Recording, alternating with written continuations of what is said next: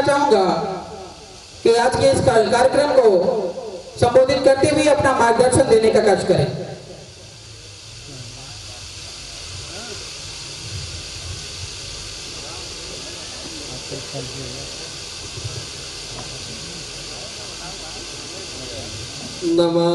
नमामि धम्मं सुगते सिद्धेसितं सत्ता सदा होन्तु सुखी अबेरा कयो जुगच्छो सकलो सुगुंगो गच्छन्तु सभ्ये मरणं अहञ्च नमामि संगं मुनिराज सावकं सत्ता सदा होन्तु सुखी अबेरा कयो जुगच्छो सकलो दुगंधो गच्छन्तु सभ्ये मरणं अहञ्च।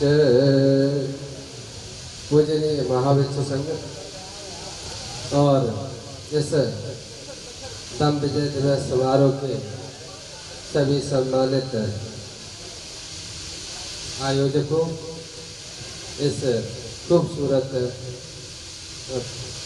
दिवस के लिए आप सभी को विश्व संघ के मंगल कामनाएं और बुद्ध द्वारा उपदेशित देशना के द्वारा आप सभी को मंगल कामनाएं प्रेषित करते हैं।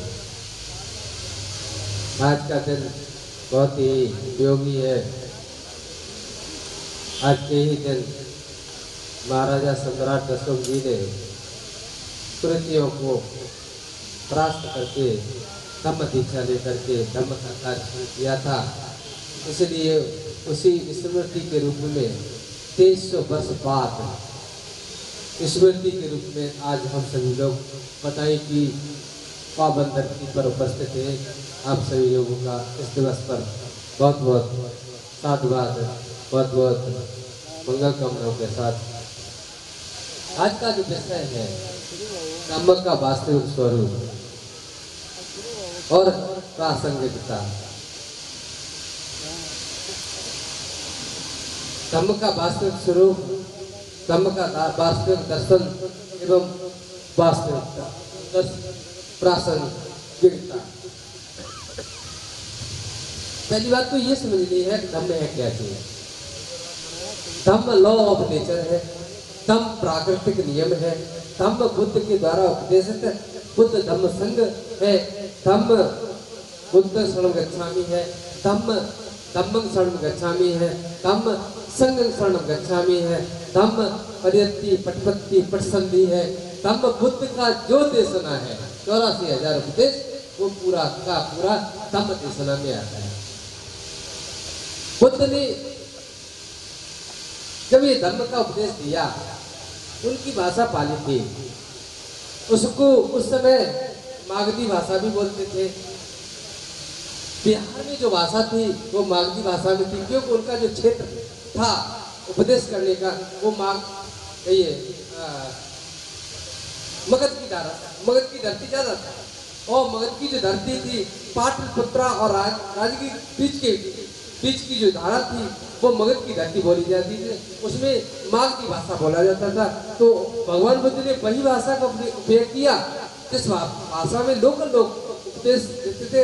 लोकल लोग जो भाषा में बात करते थे उसी में भगवान बुद्ध ने उपदेश दिया। उसके बाद जैसे ही अवध की धरती पे आते हैं, उधर मिल जाते हैं वैशाली, श्रावस्ती। तो श्रावस्ती के राजा प्रसेनजित थे, उन्होंने कौशलिक भाषा उनकी थी।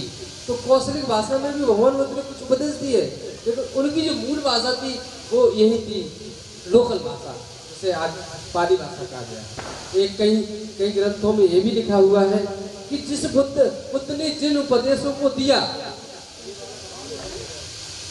बुद्ध ने जिन उपदेशों को दिया और जिस भाषा में रखा गया, जैसे भी पालित की गई, जिसे पाला पता गया, उसको पाली भाषा किया गया।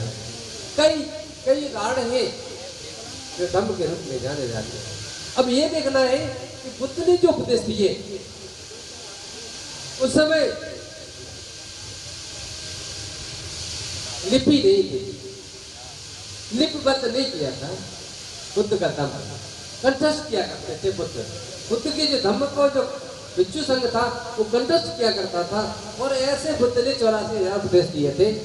29 वर्ष की अवस्था में उन्होंने गृह त्याग किया, 35 वर्ष की अवस्था में उन्होंने संबोधि को प्राप्त किया और 35 वर्ष से लेकर के 45 वर्ष और जोड़ दो और 80 वर्ष हो जाता है। और कुशीनगर में महापंडित के बीच में 45 वर्ष तक अवध और मगध की धरती पर जो उपदेश दिए उनको 84,000 उपदेश कहा गया। 84,000 उपदेश बुद्ध काल में, उनको त्रिपिटक नहीं कहा गया। त्रिपिटक बहुत बार दिया है। नवांग देशना, 9 अंगों के द्वारा दी गई देशना लिखा भी नहीं गया। बुद्ध ने जो उपदेश देते थे, आज सपोज बुद्ध आज उपदेश बताएंगे, ये दे रहे हैं, उस उपदेश को भिक्षु लोग किया करते थे। और उनका जो साथी था आनंद बनते उनका भाई था, वो भी बिल्कुल ही साथ में रहता था और उन्हें कंठस्थ किया करता था। उस कंठस्थ किए हुए धम्म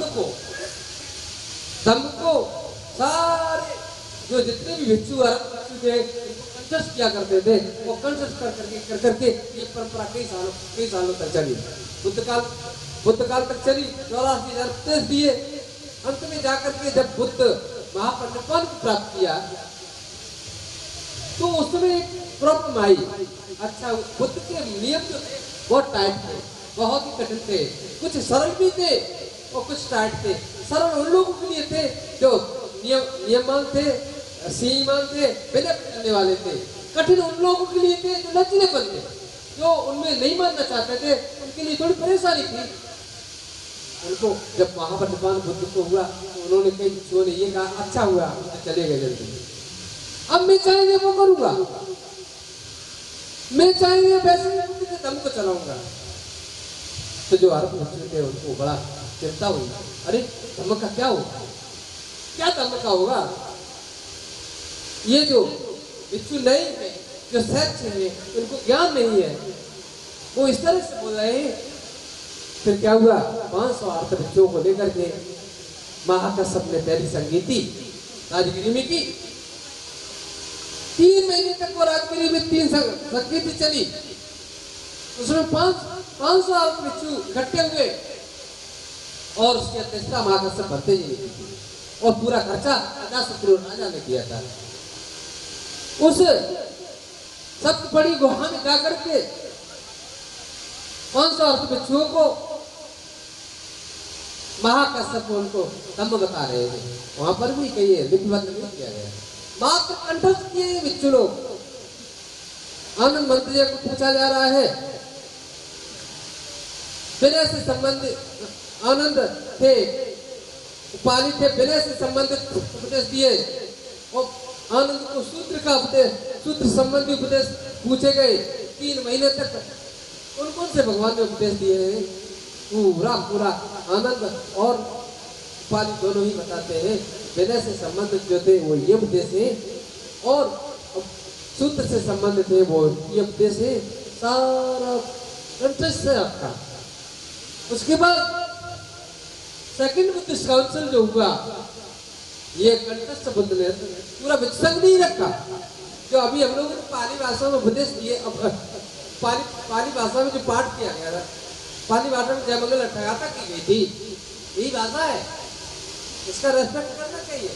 ये बुद्ध की भाषा है। अगर इस मुख से नहीं बोलोगे तो मुख से बोलोगे। इस भाषा पढ़ना चाहते हैं मुख से। बुद्ध की वाणी है, बुद्ध की पवित्र वाणी है, इसलिए हम बुलवाते हैं। हमारे कुछ लोग जो वर्षा काल में रहते हैं 3 महीने तक इसी के वो पाठ करते, आप धम्मचक्र का सूत्र का पाठ करते हैं, देने का पालन करते हैं। और दूसरी बुद्धिस्ट काउंसिल में वैशाली में हुई, वैशाली में 500 अर्थ भिक्षु ने इकट्ठे हुए, वहां भी इसी तरह कंठस्थ रखा गया। तीसरी संगीति पाटलिपुत्रा में हुई, पाटलिपुत्र उस समय सम्राट अशोक के संरक्षण में हुई। सम्राट तब तक बहुत बच्चों हो गए थे, कुछ गलत थे कुछ अच्छे थे। अच्छे बच्चों को कहिए उतरी दी गई, कुछ गलत बच्चों को भगा दिया गया, उनको दूसरे संप्रदाय में ले लिया। तो चौथी संगीति श्रीलंका में हुई, और जब चौथी संगीति श्रीलंका में हुई उस समय ताड़ के पत्तों पर पहली बार भगवान बुद्ध के उपदेशों को खोदा गया, लिखा गया। पांचवी संगीति मांडले, यंगून मांडले, यंगून जो बर्मा का जो पुरानी राजधानी है मांडले, वहां पर हुई। और वो भी संगीति कई सालों तक चली, और भगवान का जो उपदेश है पत्थरों पर खोदा गया। 84,000 उपदेश पत्थरों पर खोले गए। छठवीं संगीति यंगून में हुई, तब ये लिपिबद्ध हुआ हमारे धर्म को। जो भी आज हम लोग जानते हैं, जो भी भिक्षु संघ हमारे लोगों के पास है, जो भी कुछ है मटेरियल भिक्षुओं के द्वारा कंठस्थ किया हुआ है, इसका सम्मान करना, इसको रख रखाव करना हम उपासक लोगों का कार्य है। समय समय पर भिक्षुओं को बुलाकर के परिक्रमा पाठ कराना, समय समय पर भिक्षुओं को बुलाकर के मंगल पाठ कराना, समय समय पर जो कार्यक्रम है भिक्षुओं को बुला करके ही करना चाहिए। यही तो प्रासंगिकता है। और क्या प्रासंगिकता चाहते हो? क्या बहुत बड़ी संपत्ति इसमें मिल जाएगी? इस तरह की जो धारणा रखते हैं, इस तरह का जो कामना रखते हैं, वो कहीं गलत कार्य करते हैं। ये ईमानदारी वाला नहीं है। ईमानदारी का हम धर्म में है तो ईमानदारी का कार्य होना चाहिए। बहुत छोटा जीवन लेके आए, बहुत बड़ा नहीं। बुद्ध जब 80 वर्ष की अवस्था में चले जा सकते हैं तो हमारी क्या दशा? हम लोग बहुत यार हम लोग के पास में बहुत शॉर्टकट जीवन है, ज्यादा तो नहीं है, फिर भी इतना घमंड करते हैं। जो भी समय बचा है वो धर्म के लिए लगा दे। तुम्हें धर्म बता रहा, लॉ ऑफ नेचर है। धर्म ऊपर नहीं है, नीचे नहीं है, इधर उधर नहीं है। धर्म वो है किसी से सोचते हैं अच्छी बातें, असल कर्म मुख से जो अच्छी बातें निकालते हैं वो धर्म है। जो हास्य जो करते हैं अच्छा कर्म वो धर्म है। जो और संसार और जितनी भी प्रकृति के साथ जो हमारे संबंध है उसमें बैलेंस रखना वो धर्म। उसको धर्म को कायम रखना वही तो प्रासंगिकता है। और क्या करना चाहते हो? इधर उधर की बातें न करके बिल्कुल सीधी बातें करो। हमें पंचशील का पालन करना ही होगा, हमें चार सत्य का मार्ग पे चलना ही होगा, हमें अष्टांगिक मार्ग पे चलना ही होगा। और अगर अष्टांगिक मार्ग मध्यम मार्ग पे नहीं चलेगा कौन चलेगा? क्या आपने ठेका कर लिया? दुनिया के जितने भी अकुशल कर्म करने का ठेका क्या आप लोगों ने किया है? नहीं, हम तो कुशल कर्म करेंगे। मेरे ग्रुप में का लिया कुशल कर्म नहीं करेंगे, कुशल कर्म करूंगा, पुण्य के कार्य करूंगा, कोई नहीं रोक सकता। अब पुण्य के कार्य नहीं करूंगा, कोई नहीं रोक सकता मुझे। हम पंचशील का पालन करूंगा, कोई दुनिया का भाई का लाल रोक ले तो रोक ले। हम कल से प्राणी हिंसा नहीं करूंगा, को रोक ले, कौन रोक लेगा? करना आपको ही करना, चलना आपको। ऐसा वो मत करना पंजो 10 लक्ष में सुन दिया तुम्हें पटपन्ना दुख संत कर। निर्मल ज्ञान की प्राप्ति के लिए सिर्फ एक ही ये रास्ता, मध्यम मार्ग का रास्ता है, जिसमें चल करके आप सारे दुखों का नाश करोगे, सारे कष्टों का नाश करोगे और निर्मल रास्ता आपको मिलेगा। यही एक रास्ता है मध्यम मार्ग, दूसरा कोई रास्ता मेरे सामने नहीं। वही तो प्रासंगिकता है। और दम्भ का दर्शन जो है हमें जो बुद्ध ने जो दिया है तृप्तिक है, तीर्थिक है, बिना हमारे बिना में जो है महाभक्त तुल्यभक्त परिवार भिक्षुनी विभक्त और भिक्षु विभक्त और परिवार बतो शुद्ध पिटक में दीर्घ निकाय, मध्यम निकाय, उत्तर निकाय, संयुक्त निकाय और कोटक पाठ है। और अभिधर्म पिटक में 7 पुस्तकें हैं, धम्म संगिनी, विभंग, कथावस्तु, कल्पयति, धातु कथा, यमक और पट्टान। ये जो 7 पुस्तकें जो बुद्ध ने बताई ये पवित्र है, वही तो धम्म है, वही तो दर्शन है। उस दर्शन को जानने के लिए हमें पाली भाषा को जानना होगा। उस दर्शन को जानने के लिए हमें नालंदा पे जा करके, जहाँ पर ये हमारा पुराना विश्वविद्यालय था, वहां पर हमको जानना पड़ेगा, जाना ही पड़ेगा।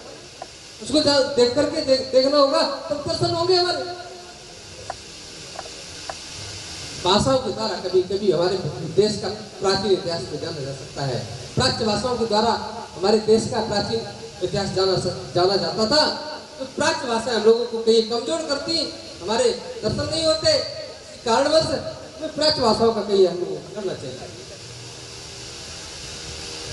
प्राच्य भाषाएं बनती, उसमें शुरू में संस्कृत थी, पाली था, उर्दू, प्राकृतिक, ये प्राच्य भाषाएं थी जिसमें हमारा इतिहास छुपा हुआ।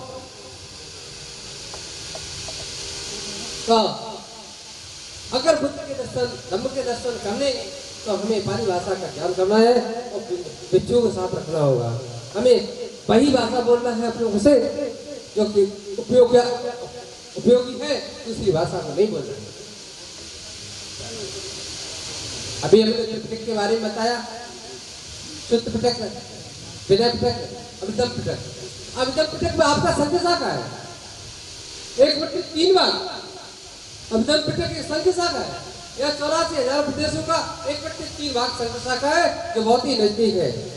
जहाँ पर 8-9 अक्टूबर को बहुत विशाल प्रोग्राम लगेगा है भी, और आप लोग सभी इन्विटेशन है उनका, आप लोग सभी आए और दर्शन करें। तो हम चाहते हैं कि धर्म की जो चर्चा जो होती है, धर्म की जो चर्चा होती है, वो गंभीर चर्चा होनी चाहिए, गंभीर बन के होना चाहिए। तो मैं ज्यादा नहीं कह करके इतना ही कहूँगा कि मेरे काफी उपयोगी लोग आए बैठे हैं, काफी सम्मानीय लोग और भी आए हुए हैं। मैं इतना ही कहूँगा कि जीवन को इसी तरह से बर्बाद मत करो। किच्छो मनुष्य पटलावो, किच्छो बच्चान जीवितं, किच्छो सत्तम मसवनो, किच्छो बुद्धान उत्पादो।